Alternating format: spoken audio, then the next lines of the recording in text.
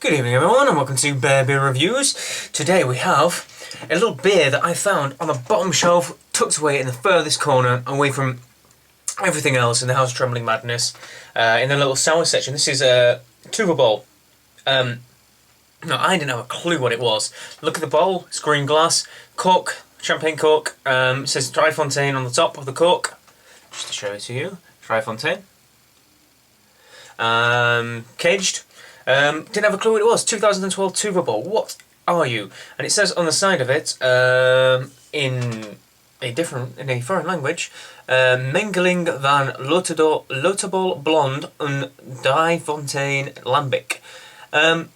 So what I could actually find out about this, and it's 10.6%, is this is a blend between Lotebol Blonde and Dry Fontaine Lambic. So it's a triple blended with a Lambic.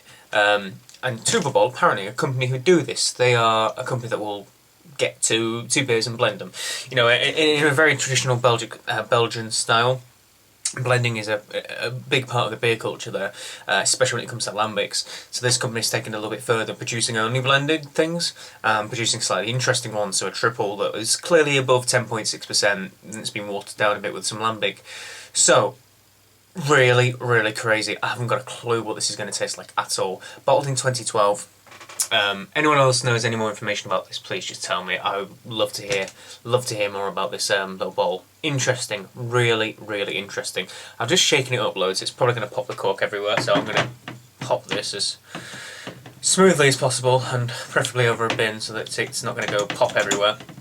Although it most likely will. This is also, interesting enough, my first taste of a Dry Fontaine Lambic in any form, despite the fact that people recommend Dry Fontaine to me endlessly, and the fact that I use the Dry Fontaine Lambic strain culture in some of my beers. So, excuse me a second.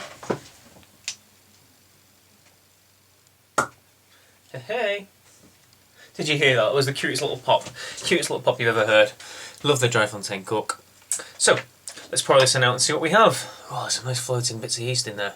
So, ooh, well carbonated. It's fizzy as anything.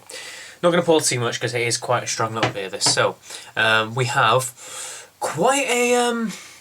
Now, lambics are normally much more straw-coloured. You know, they're a lot more watered down in terms of colour. This one kind of straddles the line a bit and has a bit more of an apricot twinge to it. Something more akin to what I'd expect to see from a triple or a blonde, really. Hazy and cloudy as anything, because I am to assume, probably correctly, that this is... if it's a blended one, I'm sure it's got yeast and lots of different bits of bacteria floating around in the inside of it. That head is lacing absolutely splendidly. So can you see that? Gorgeous. Really looks pretty in the glass, this. That's going to lace absolutely beautifully. Very small amount of head though, but it is 10.6. Alcohol legs. Kind of hard to tell because the head is sticking so much, but it won't... Oh yes, yeah, we have got some alcohol legs, alcohol legs on it too. So there's definitely some booze in there. Quite a lot of carbonation in the glass too. So let's get a nose on this. Okay, right. Do you know what? It really does smell quite a lot like, strangely enough, a blend between it's got this like a slightly sour, slightly acidic note. Just a little hint of it, a twinge, and there's a little bit of funky Brett. But the mainstay of the body is triply. It's kind of sweet. Sweet and aromatic Belgian yeasty. Bit of candy sugar as well. And overall kind of a typically Belgian smell. Up from the yeast strains, to be honest, and there's a little bit of light caramel sweetness too. And then just this little acetic edge to the top of it. So, you know, it's a blend between a triple and a lambic, and it smells like a blend between a triple and a lambic, although I'd say the triple is more prominent and the lambic is just playing like a nice little backward key roll in the background. And I don't know what blend, you know, if this is 50-50 or if this is less than, but assuming by ABV standards, if we're thinking of a triple somewhere at 11% plus, it's been liquored down with again, I assume a weaker lambic to reach 10.6. So I'm assuming there's more more of a triple in this than a lambic to try and balance flavours. So interesting beer. Cheers everyone, let's give it a try.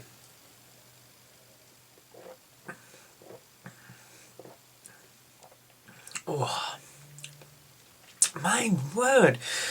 It's amazing how you can get two completely separate beers. A Dry Fontaine Lambic and this, Tuverbol Blonde, and get such a balanced flavour. The initial flavours, pardon me losing my voice, the initial flavours are just a triple, it's a Belgian triple. The smooth, sweet malt note, this kind of caramelly malt note, and then you get some Belgian esters through, and then just as the sweetness kind of tapers off, just as the carbonation kind of finishes on the tongue, and as the flavours just seep away, this little level of lambic taste, this soured note, this acetic, this slightly bretty note, just pokes its head out at the back and isn't too assertive, and it's just there, and it just carries the flavour and it adds a little bit of texture to it.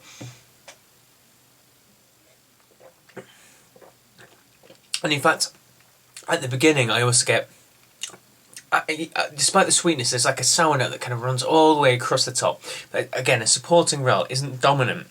It's just a slightly sour note, goes all the way across the palate. It's obviously less pronounced when it's sweeter at the beginning.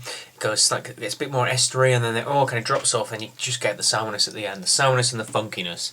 10.2% doesn't. Perhaps there's a bit of like traces of alcohol on the palate. You know, it feels like you're drinking something a bit stronger. I'm not particularly feeling it though. It's not like punching at 10.6. It's easy drinking. As easy drinking as you can get for a 10.6 dish, I'll put it that way. It's very light in body, but with a good carbonation. And it's remarkable. It's a remarkably interesting beer. It is a blend between the two. Has this slightly funky note, this slightly sour note, but has this punch from a triple as well, or from this blonde beer. And they both complement each other so well. The flavours blend together, and it is as if someone has gone out and made a triple and then just slightly funked it, almost like they've aged a triple deliberately aged a triple in an infected barrel, or with Brett and a few other little bits and beasties and such, Pediococcus and stuff, deliberately. But this is a blend. And it's kind of like, wow, it's so interesting. It's a really intriguing beer. And I think it's a good combination. And I like it a lot. And it's intrigued me. And it's interesting. And it's one of those beers that I kind of go, wow, this is sometimes what beer's about. It's about kind of pushing the boat and experimenting a little bit. So, Tuverbol's 2012 blend of a Dry Fontaine Lambic and a Tuverbol Blonde. God, what you rate a thing like this? It's crazy. It's really cool. It's really awesome. It's easily getting a 9 out of 10, that's for sure. It really is. I can't wait to try some more of these blended things from Tuverbol. And if you get yourselves down to House of Trembling Madness, as soon as you can do, you might just find yourself a bottle of this Tuverbol. A bit of a shout out to House of Trembling Madness there, of course. But there you are. What an interesting beer. So, from Bear Beer Reviews, please like, favourite, comment, subscribe. If you've had any more of the blends, if you had this blend, tell me what you think, because this is brilliant. And until next Bear Beer Review, everyone, cheers.